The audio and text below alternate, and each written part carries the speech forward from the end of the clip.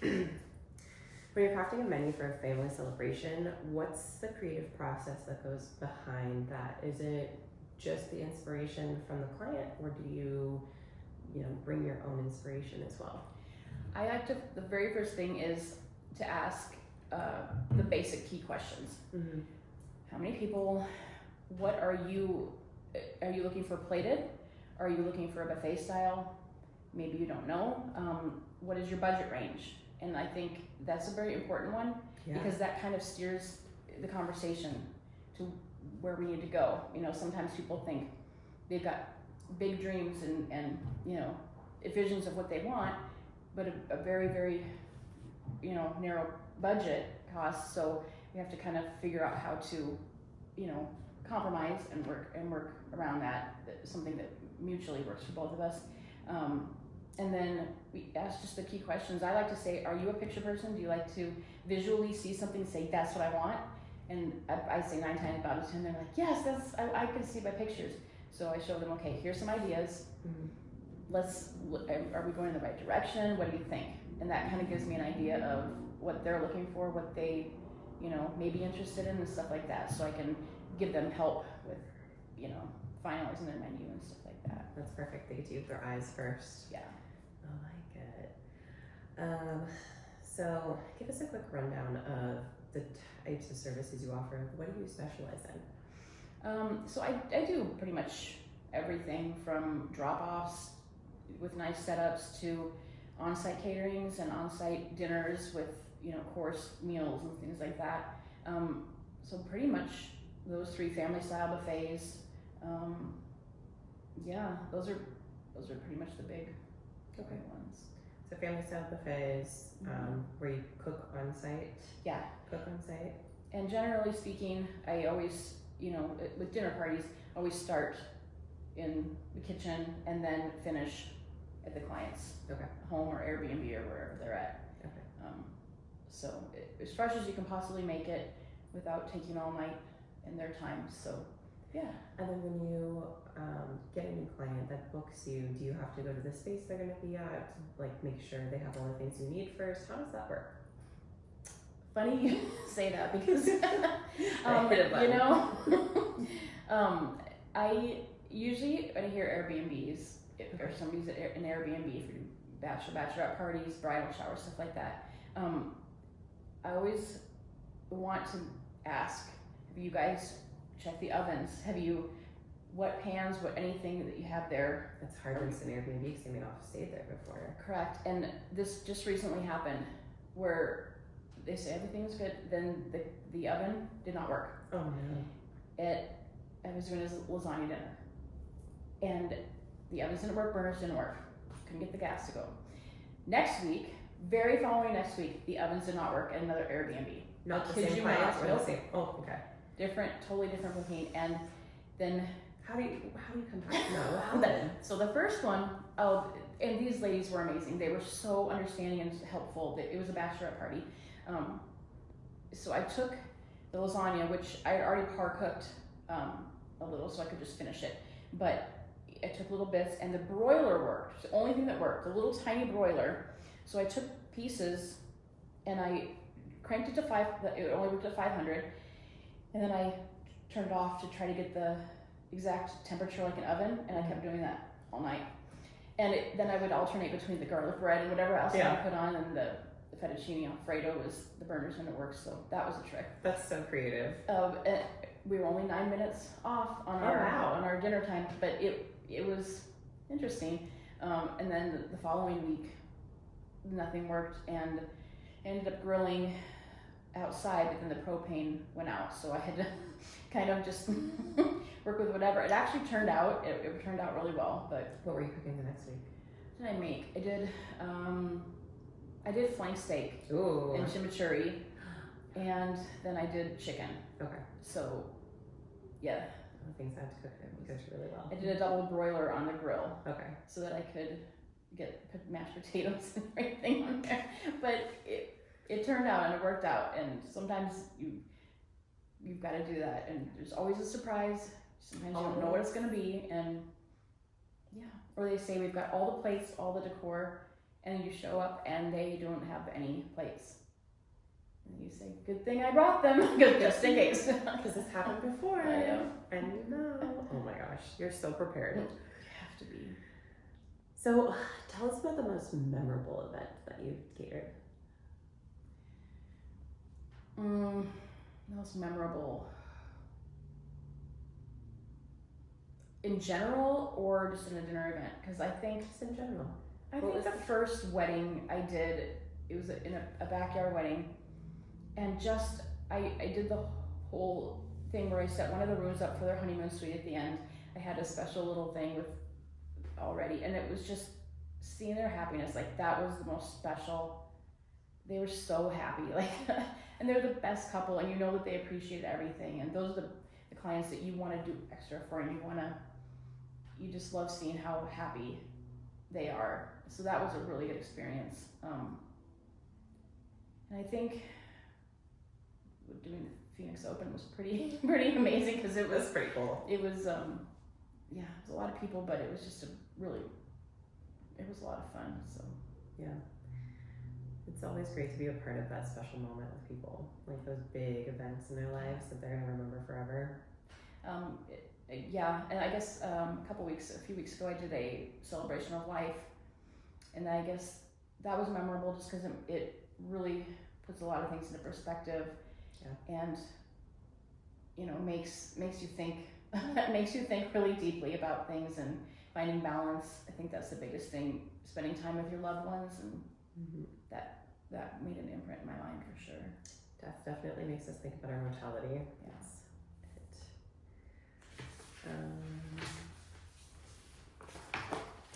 What's been the biggest lesson for growing contemporary fresh?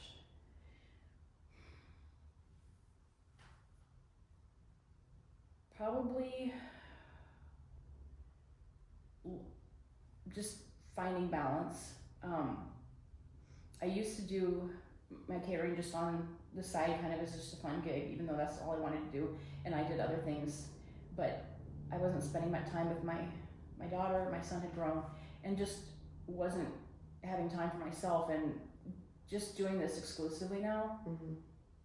I love it. I can have balance in life. I can do, I've got a little bit of freedom, and I think that's probably the biggest lesson I've learned from is you don't have to work yourself into a grave. You don't have to, I used to think, 15-hour days in a restaurant, that's what chefs do. That's what we're strong, we're thick-skinned, and killing myself inside with health issues, like big health issues, and you see depression and people and stuff, and I think focusing on what's really important, and I guess that's probably the biggest lesson for sure. It's funny, that restaurant mentality is like, when I worked in the restaurant industry for a little bit, the mentality is, doesn't matter if you're sick, if you can walk or you're not puking, you go in. Like it, and that's just the mentality of like, you have to be tough, you have to have thick skin, you always have to have a smile on. It's hard. That's why there's so much depression and so many suicides and terrible relationships with others. And you, as an executive chef, you take all the slack when everyone leaves because labor's come up now. Now it's time for you to take over for the next 3 hours and send everybody home because you're on salary. And it's not worth it. Whenever I see a young person starting, they're like, I'm on my 13th day of whatever. I'm like, I remember one year going, this is my 3rd day off, 365 days, 3 days I had off, and I just crashed. I couldn't even get up. It's the quality of life. You can't even enjoy your days off. You're just recovering. And I thought, this is not life. You don't experience it. I didn't see my kids, and this isn't the right thing to do. You don't have to take the abuse. You don't have to take that. Yeah. And when people would say, it must be nice you got your Saturday off, I'd be like, it is. It is very nice. Thank you. Yeah, it's wonderful. I'm so happy you have that work-life balance now. It's so hard. It took a while to get there. I'm by nature a workaholic, and I think if I didn't have kids, I would just go and do the next best thing. And my kids grounded me. I'll tell you what, that was such a blessing. They have a way of doing that. So you've led 350 plus workshops on sourcing, food cost, waste. What do most people get wrong about planning an event? Just around food. I'm sure you could go into like things. Let's stick to food. I would say an unrealistic expectation of what they think their food cost should be and what a catering should cost, private chef should cost, but they don't think of labor, and labor is the number one killer. It's not your food cost in a restaurant especially, but it's your labor, because you don't think this is how much time I need to prepare. And a lot of times clients come to me and they say, we just want to do heavy appetizers, really small little canapes and things. Okay. So that's gonna be cheaper, right? And I'm like, nope, it probably is not gonna be cheaper, because you're sitting there, how many hours are you making these, and considering doing 2 to 3 per person.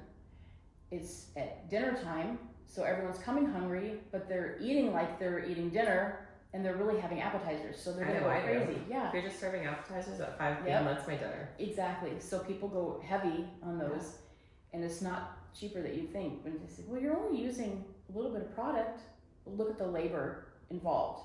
If you do, say, the little caprese skewers, and you've got 100 people, and you're doing, say, times 3 or 4, you know, you're making a lot of time. Mozzarella. So I think those are probably unrealistic expectations of things. And everyone thinks, not everyone thinks, but a lot of people have this mentality that they need to keep their costs around 30%.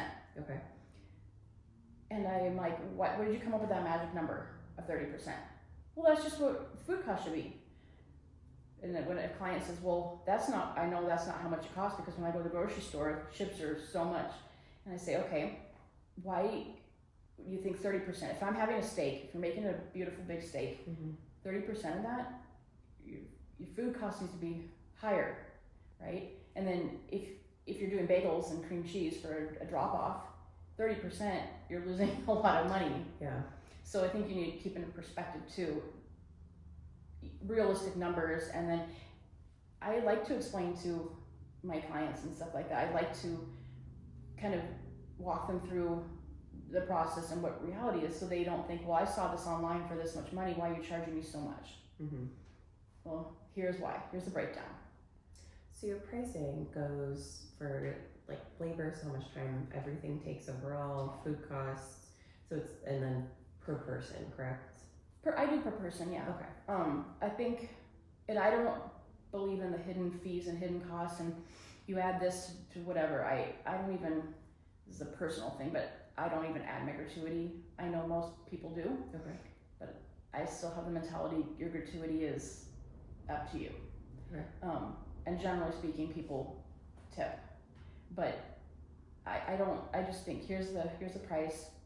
You know, I figured it all out, and that includes everything. If they want, you know, disposable ware, or they want plays, whatever they want to do, it's all inclusive in that. I love that. That's great. Thank you for sharing. Yeah. So I know we talked about work-life balance, and your busy season is coming up. What rituals or systems do you have that keep you sane and ensure that you have that work-life balance during busy season? Keeping ultra organized. You're just looking to see what's ahead.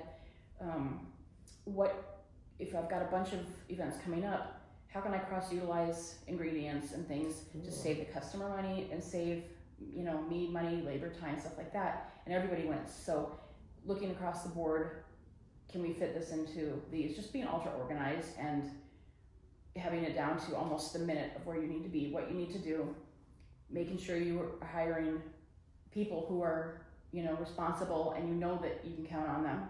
I've got some great people I work with and help me out that, you know, I couldn't do without. So I think just that. Systems and amazing people. Yeah. Okay, so let's go over like a couple tips for the viewers.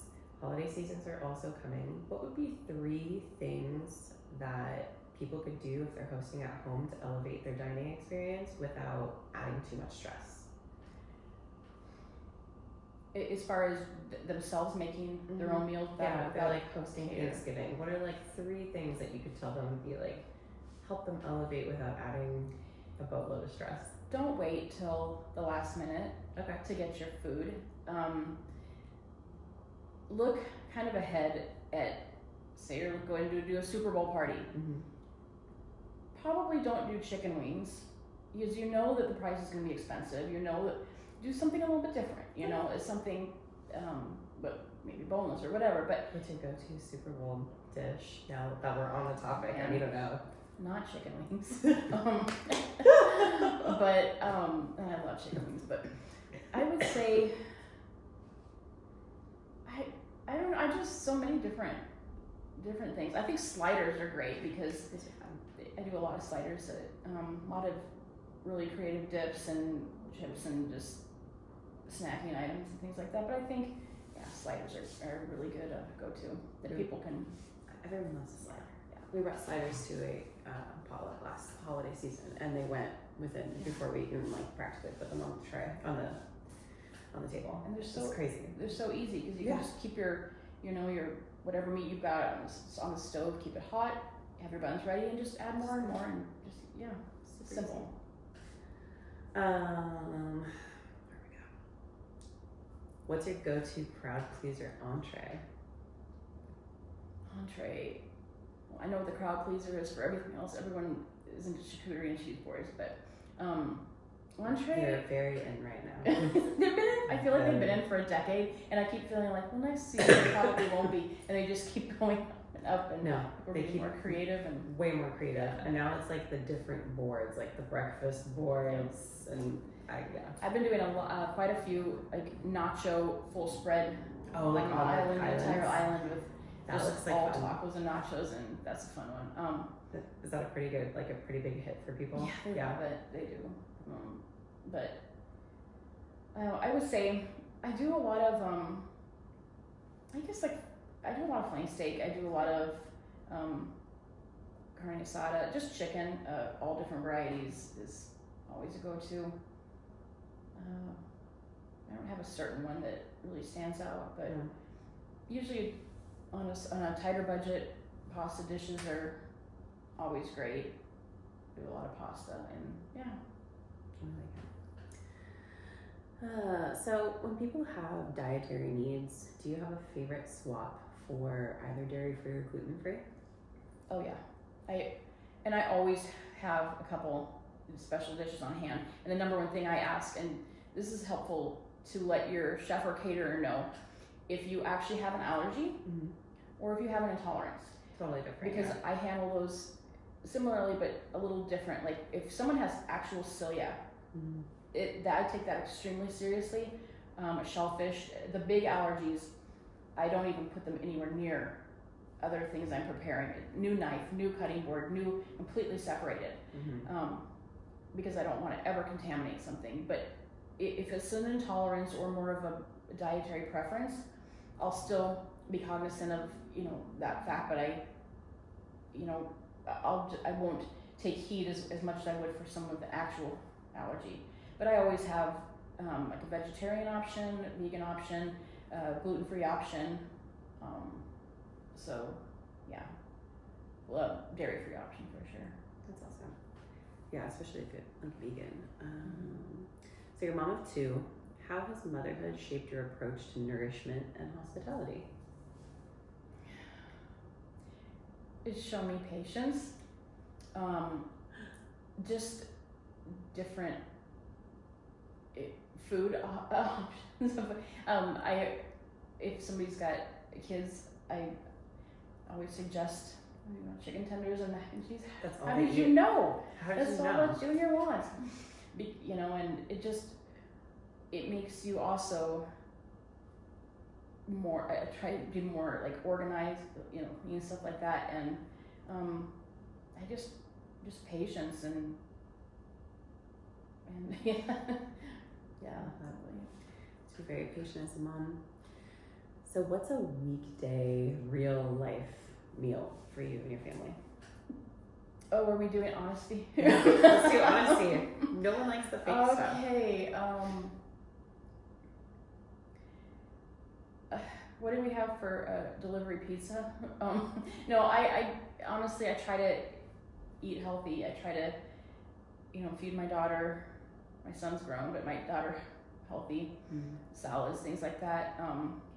It gets really hard when I'm exhausted coming home from a big event. I don't want to look at the food that I just prepared for some reason, I don't know, or I'm not even hungry at night usually. And my daughter's eaten ahead of time, so whatever's in the fridge, or if I made something ahead of time. Not even, I forget most of the time, but in the evening, if I were to eat before an event, I would get sluggish. Really?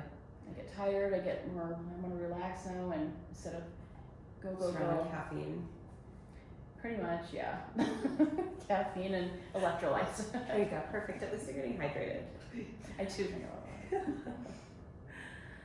a lot. Give me your best We Did It event story and what made it unforgettable. I know you just gave us some really good examples with the bachelor party or the Airbnbs. But there's one that sticks out at a venue, and it was a year and a half ago. It was a corporate party. I think it was 150 people. And I did not ask all the specific questions. Do you have water at your venue? Didn't ask that one. You have a full service kitchen. You have any kitchen.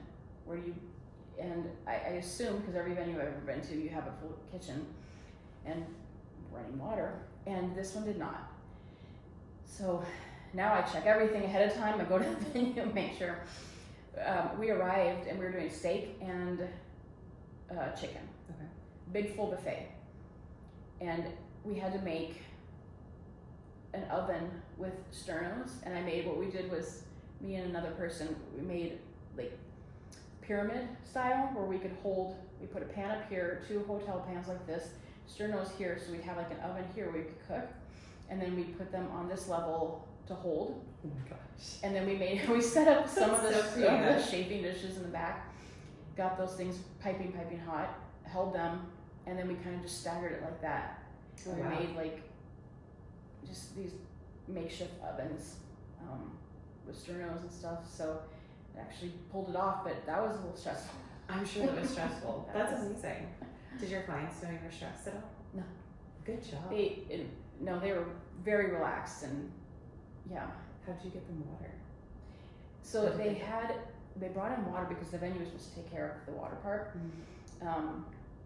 which they don't even have cups. So luckily I had some cups in my trunk, but yeah, I don't know what they did. You stayed the whole day? Yeah. Oh No gosh. hot water at all. It was, yeah. Now I ask all those questions that you assume people have, but They don't always know. They don't know what they don't know. Oh my gosh. that's true. So if someone's planning a holiday party or an intimate dinner, when should they reach out? How much notice do you like to have to work with someone?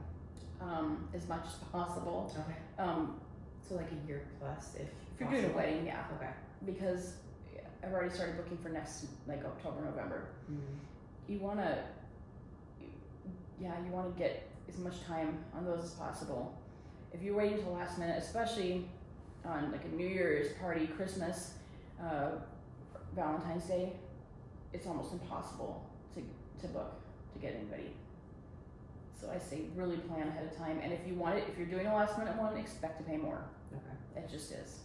Nice. And then what should people have ready for you when they book? Whatever we've set in a contract. Okay. If I'm doing like a course dinner, I bring in all the plates. Mm-hmm. I'm expected to bring exactly what I say I'm going to bring, what's on there, and if they say that they're going to provide plates or decor, I put that in contract as well. Client is providing. Okay. So So everything is very laid out. clearly Yes. laid out. Okay. Where if there's I've never ever had a time where somebody didn't bring something that they said. Generally, they're ultra prepared. They've got especially. They want it to be a Yeah, success. they as want much as it you do. exactly. Yeah. So as long as your terms, everything's cleared out. Clearly laid out. Awesome. I love it. And then where can people find you and your menus, what you offer, past events you've done? On social media, my website is www.melissa-kessel I'll put that in the bio as well so people can find that link. And my Instagram is Contemporary Fresh. We'll put that as well. We'll link for that as well. Thank you. Thanks for meeting with me Yeah, today. and thank you chatting. so much. Do you want to show us your dinner that you Okay, prepared? Yeah. Let's see it. Okay. So Weird. okay, so I made some street tacos with some birria beef, nice slow roasted, and then I did some pickled onions, cilantro, scallions, and then a lime crema. Oh wow. And then a lot of people use cotija. I like to use the queso fresco. Okay. A little bit creamier, different texture, so just a preference. And then I made some esquite. Esquite. This looks like a lote. So esquite is off the cob, street Okay. corn, and then elote is on the cob. I've been calling it wrong this whole time. I love esquite. So and Wow, it's rice. it's gorgeous, and I love that this is what you brought because that's what you said. Like this really like free tacos scream Phoenix to you, and we are perfect. Can I eat this? Yes, you enjoy it. Yeah. I am so excited.